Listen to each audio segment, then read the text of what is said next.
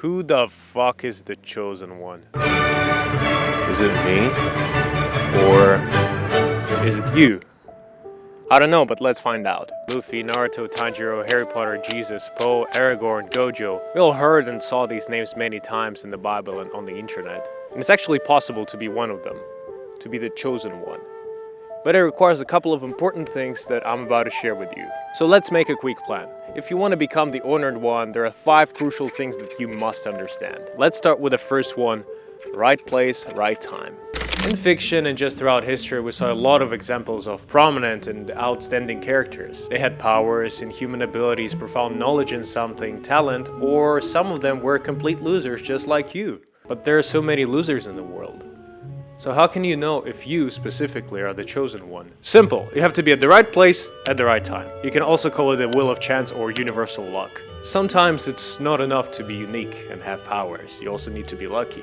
To get spotted, to get discovered, and just to catch your fate. A good example, Poe from Kung Fu Panda. The guy was a complete fucking loser, just making noodles and dumplings all day long with his daddy Goose. Until one day, his dad made him sell these noodles at the top of the Dragon Palace, which later brought him to Master Oogway, the normal one, who saw his potential and chose him to be the next dragon warrior. Later on, my guy Poe became the greatest kung fu warrior in the history of China. Or Tanjiro from Demon Slayer, for example. If he didn't go to grab the fucking coal, he would have died with all his family and he would never discover his sun dance abilities and become the greatest demon slayer in history. That's why it's important to be at the right place at the right time, because your chosenness is getting discovered. Now let's get to the second point. You need to realize something deep and important.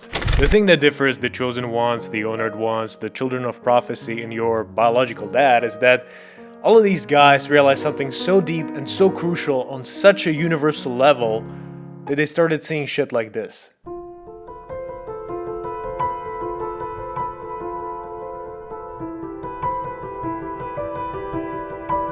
Okay, so what kind of things the chosen one usually realize? In other words, it's called enlightenment, the highest state of spiritual awakening. It can be the true meaning of life, the nature of the world, your true purpose, the reverse curse technique, or even Gear 5. And you see, all of these events, all of these realizations and moments of spiritual awakening, let's say, happen during some dramatic or life-changing or near-death situations. These situations triggered their awakening. Listen, I don't say that you need to go out and put your life in danger. A good alternative to a fight between Gojo and Toji can be the art project that you've been struggling with for so long, or bench pressing 100 kilos. Something that can put you in this awakening state, like you got to another level of something. Now let's get to the point number 3. You have to be special.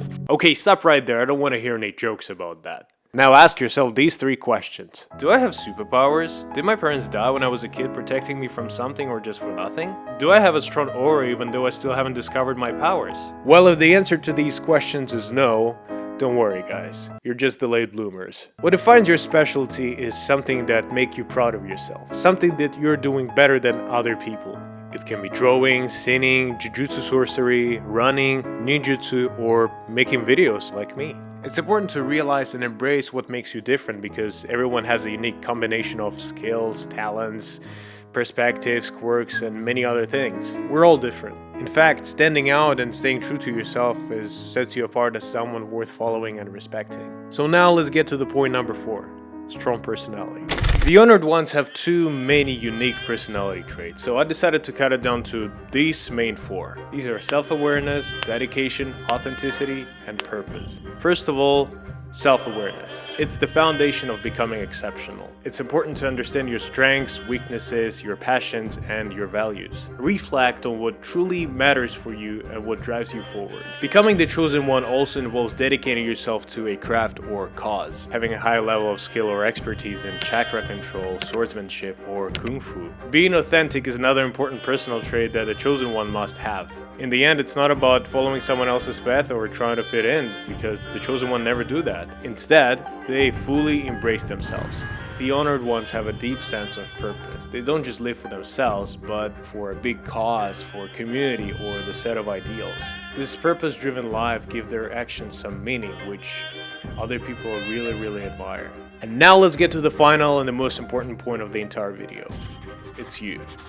Now, I want you to listen very carefully to what I'm about to say. You don't have to try to become the chosen one, the honored one, the child of prophecy. You will never become one if you're gonna do it deliberately, because this is something you should do unintentionally. The real chosen one isn't even thinking about that, because their fate is already decided. It waits for them. Their gut feeling, their entire existence tells them the path they should follow, the way they should go, and that's how you should do. Just keep going and do your dirty business. So the only thing you should do now is keep chasing your dreams. Po never thought he would become the dragon warrior. Luffy just wanted to become the king of pirates, but he became the warrior of liberation. Naruto just wanted to become Hokage, but he saved the world from the never-ending dream. Harry Potter didn't have anything specific, but he ended up killing Voldemort, becoming one of the greatest wizards of all time. Because your purpose might not be becoming something, but doing something on the way to it. Love you all, guys. Bye.